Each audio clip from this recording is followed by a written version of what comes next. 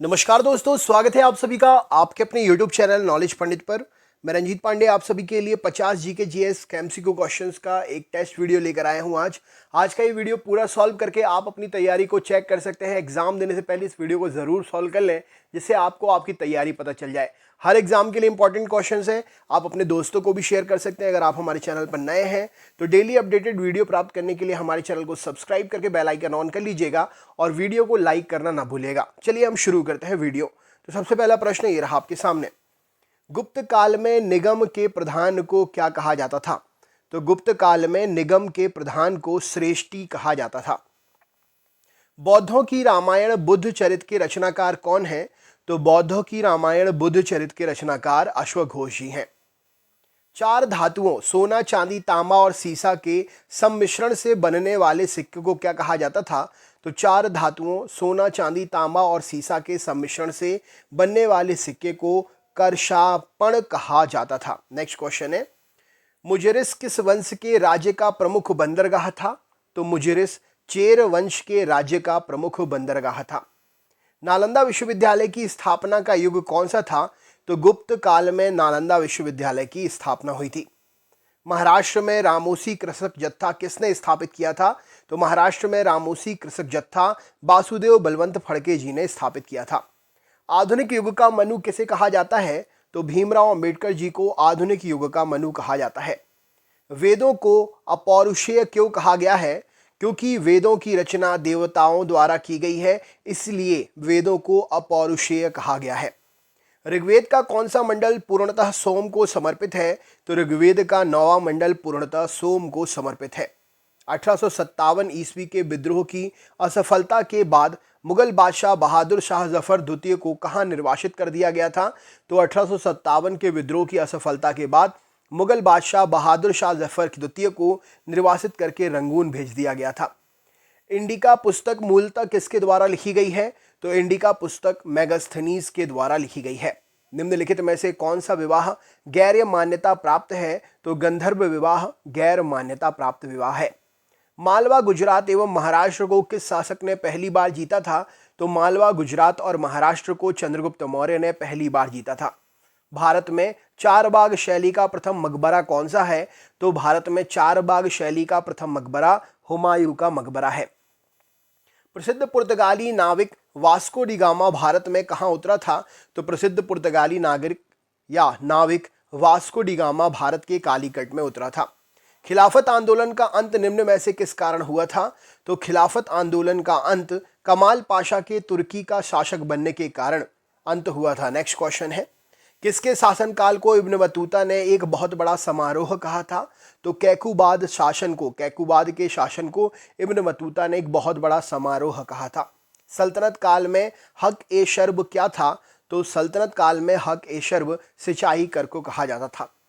भारत में डच शक्ति का केंद्र बिंदु क्या था? तो भारत में डच शक्ति का केंद्र बिंदु गैल्ड्रिया था। नेक्स्ट क्वेश्चन है, फ्रांसीसियों की प्रथम कोठी 1668 ईस्वी में कहां स्थापित हुई थी? तो फ्रांसीसियों की प्रथम कोठी 1668 में सूरत में स्थापित हुई थी। निम्नलिखित में से कौन सा एक सुमेलित नहीं है? तो यहां पर सही उत्तर हो जाएगा सुरेंद्र नाथ बनर्जी इंडिया टुडे के संपादक, ये सुमेलित नहीं है। बाकी जवाहरलाल नेहरू ने डिस्कवरी ऑफ इंडिया लिखी है, सुभाष चंद्र बोस जी ने fighter for freedom, Pattabhi Sitaramayya ji history of Indian National Congress, ये सभी सुमेलित हैं।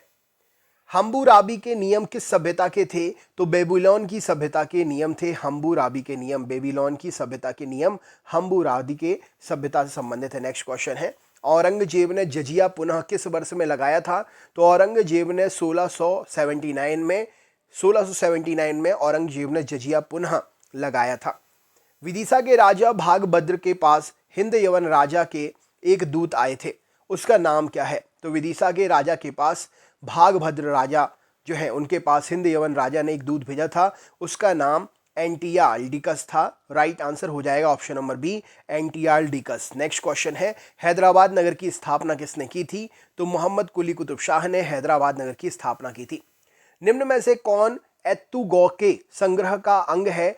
तो एत्तुतौगे संग्रह का अंग पुरुनानूरू। राइट आंसर हो जाएगा ऑप्शन नंबर ए, पुरुनानूरू एत्तुगौके संग्रह का अंग है। नेक्स्ट क्वेश्चन है, क्यूनीफार्म लिपि का सर्वप्रथम प्रयोग किस प्राचीन सभ्यता ने किया?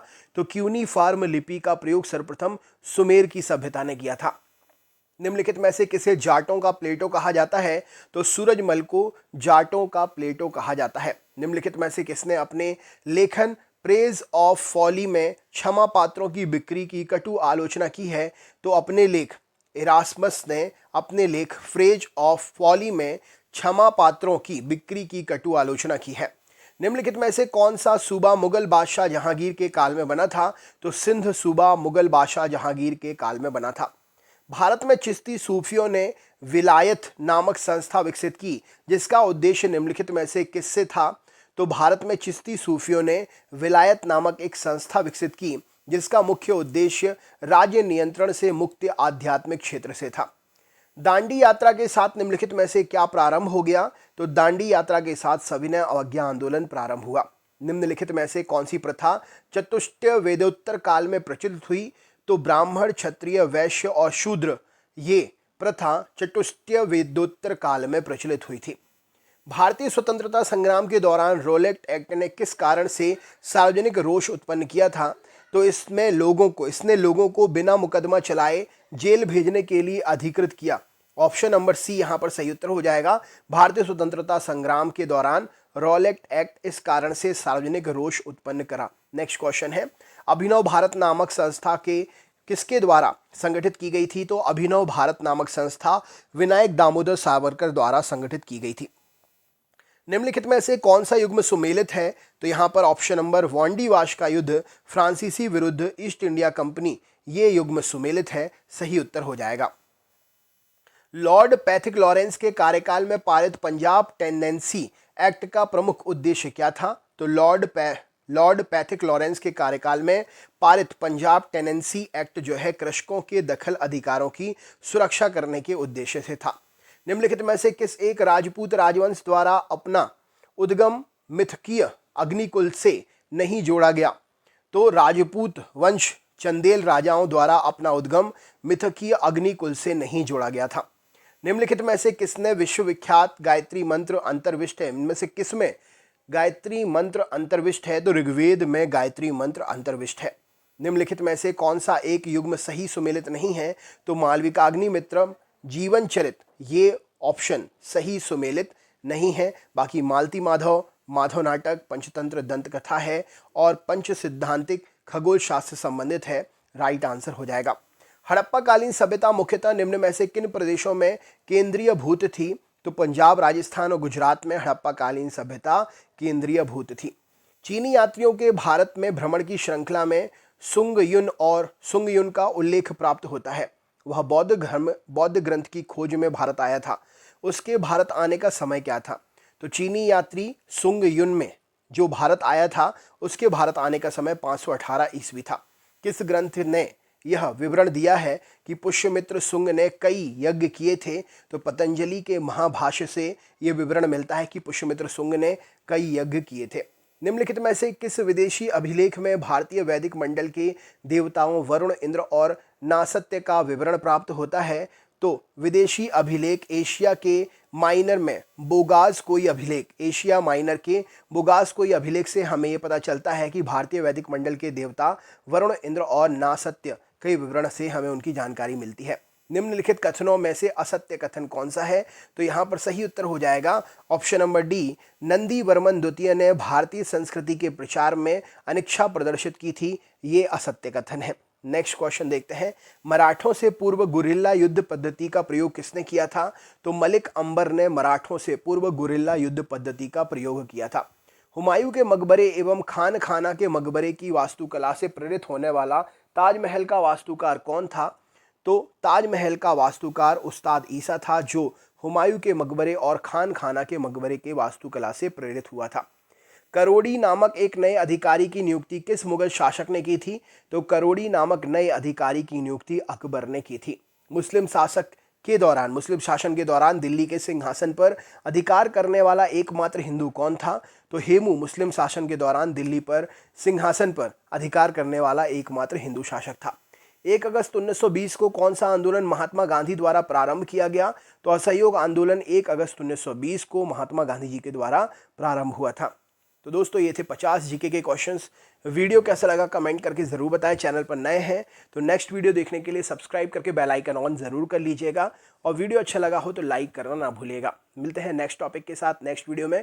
बहुत बहुत धन्यवाद।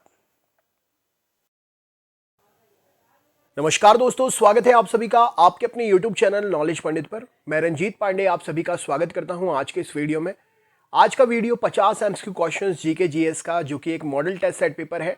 आप किसी भी वनडे एग्जाम की तैयारी कर रहे हैं, चाहे वो पुलिस के एग्जाम हो, स्टेट लेवल का कोई भी एग्जाम हो, एसएससी के एग्जाम हो, आप ये model test set paper solve करके अपना जीके जीएस चेक कर सकते हैं। तो वीडियो पूरा देखिए और चेक करिए कितने क्वेश्चन आपसे बनते हैं।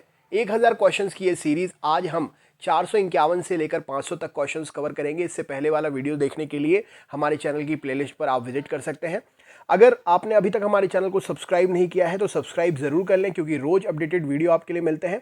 तो सब्सक्राइब करके नोटिफिकेशन को ऑल पर सेट कर दीजिएगा। दोस्तों वीडियो लाइक करना ना भूलिएगा और अपने दोस्तों के साथ शेयर जरूर करिएगा अगर आपको वीडियो अच्छा लगता है। तो चलिए शुरू करते हैं। तो सबसे पहला प्रश्न है, पौराणिक गाथाओं के अनुसार शकुंतला की माता जी का नाम क्या था? तो पौराणिक गाथाओं के अनुसार शकुंतला जी की माता का नाम मेनका था। ढाका में किस वर्ष मुस्लिम लीग की स्थापना हुई थी? तो ढाका में 1906 में मुस्लिम लीग की स्थापना हुई थी। मैं कोई तत्ववेत्ता नहीं हूं, ना तो संत या दार्शनिक हूं, मैं तो गरीब हूं और गरीबों का अनियन भक्त हूं। मैं तो सच्चा महात्मा उसे ही कहूंगा जिसका हृदय गरीबों के लिए तड़पता हो। ये कथन किस महापुरुष का है? तो यहाँ पर सही उत्तर हो जाएगा, ये कथन स्वामी विवेकानंद जी के द्वारा कहे गए थे। कश्मीर के किस शासक ने 2 आदमियों को कागज बनाने तथा जिल्द साजी की कला सीखने के लिए समरकंद भेजा था? तो कश्मीर के शासक जैनुलाब्दीन ने 2 आदमियों को कागज बनाने और जिल्द साजी की कला सीखने के लिए समरकंद भेजा था। हड़प्पा सभ्यता के देवी देवताओं में किसे परवर्ती हिंदू धर्म में अंगीकार नहीं किया गया है? तो एक श्रृंगी जीव को हड़प्पा सभ्यता के देवी देवताओं में से परवर्ती हिंदू धर्म में अंगीकार नहीं किया गया है। प्रसिद्ध पुर्तगाली नाविक वास्को दी गामा भारत में कहां पर उतरा था? तो प्रसिद्ध पुर्तगाली नाविक वास्को दी गामा भारत के कालीकट नामक स्थान पर उतरा था। पुस्तक मुंतखाब अत तवारीख के रचनाकार कौन थे? तो पुस्तक मुंतखाब अत तवारीख के रचनाकार बदायूनी थे। बाबर ने तुगलकनामा युद्ध पद्धति किससे ग्रहण की थी? तो बाबर ने तुलगमा युद्ध पद्धति जो है उज्बेकों के द्वारा ग्रहण की थी।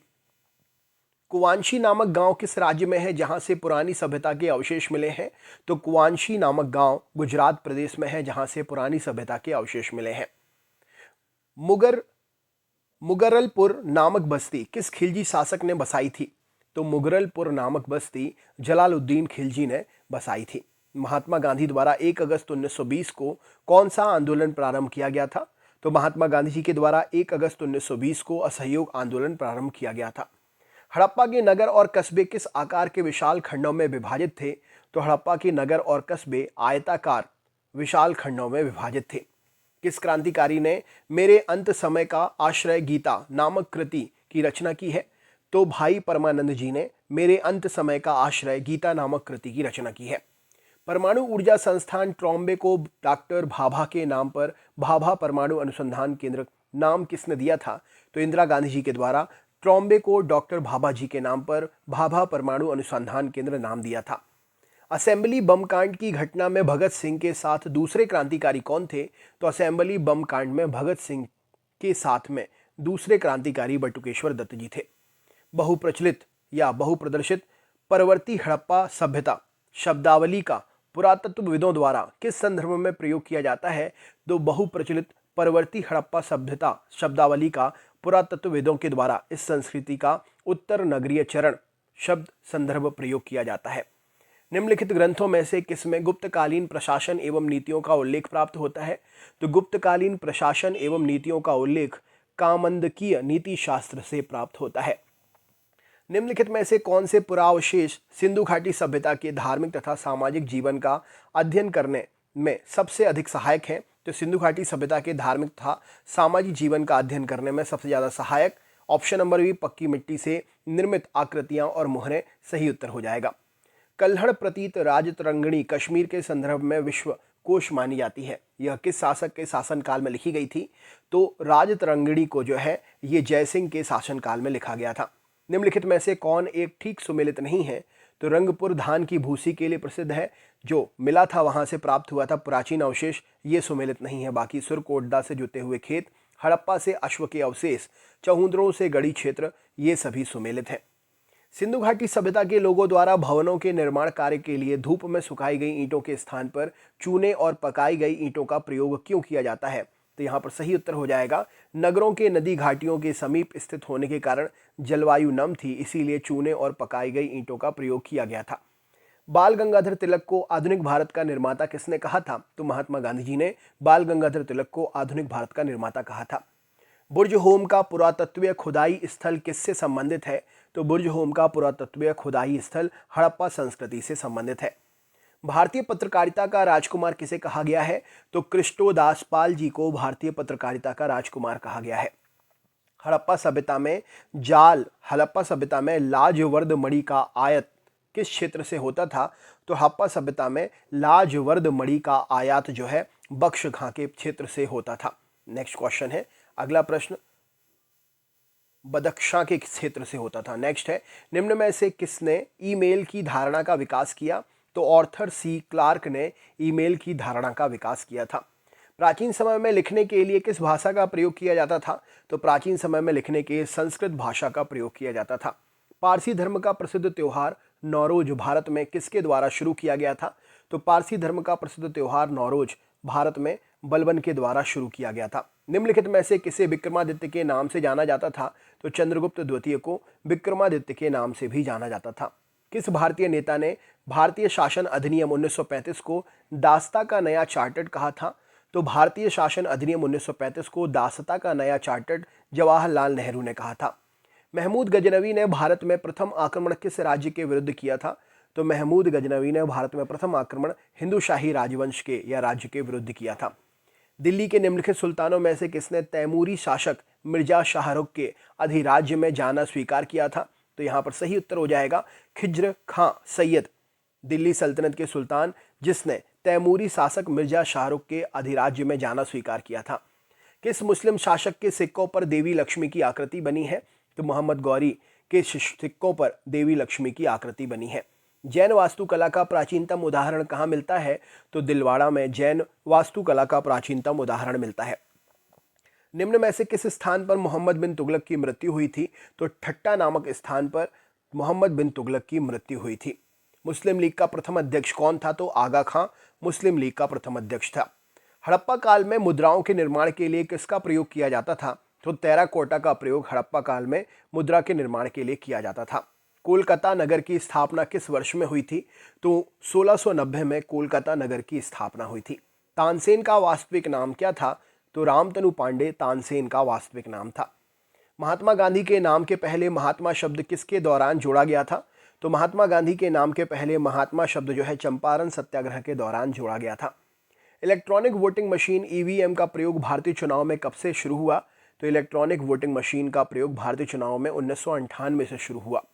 भारतीय राष्ट्रीय कांग्रेस के किस अधिवेशन में इसका नरम दल और गरम दल में विभाजन हुआ? तो भारतीय राष्ट्रीय कांग्रेस के सूरत अधिवेशन में इसका नरम दल और गरम दल में विभाजन हुआ। निम्नलिखित में से किसने दिल्ली सल्तनत के संदर्भ में दीवाने अमीर को ही कृषि विभाग की स्थापना की थी? तो दिल्ली सल्तनत के संदर्भ में मोहम्मद बिन तुगलक ने दीवाने अमीर को ही कृषि विभाग की स्थापना की थी। 1585 में अकबर ने अपनी राजधानी कहाँ स्थानांतरित कर दी थी? तो 1585 में अकबर ने अपनी राजधानी लाहौर में स्थानांतरित कर दी थी।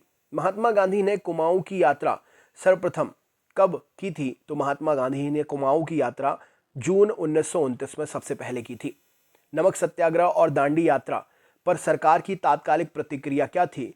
तो नमक सत्याग्रह और दांडी यात्रा पर सरकार की तात्कालिक प्रक्रिया कांग्रेस पर प्रतिबंध लगाना थी।